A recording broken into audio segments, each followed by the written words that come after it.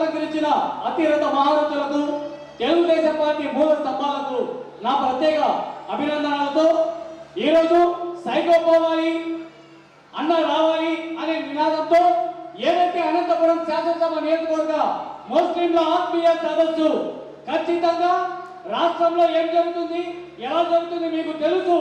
So అరచేతిలో వైకుంఠాన్ని చూపిస్తూ పథకాల పేరుతో భిక్షగాలను చేస్తున్నాడు. మనకు నిత్యావసర ధరలు ఆకాశాన్ని పెంచేసి కొలలేని పరిస్థితి తీసుకొచ్చి తెలుగుదేశం పార్టీ వచ్చి అవన్నీ ఇవ్వదు అని తప్పుడు కూతలు కూస్తున్నాడు.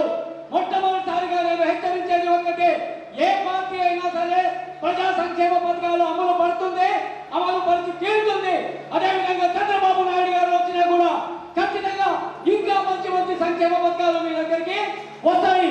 ఇక ముస్లింల దగ్గరికి వస్తే అందుకెళ్ళని కూలివాడు ఇందుకెళ్ళని లేదు, సందేహం వలదు.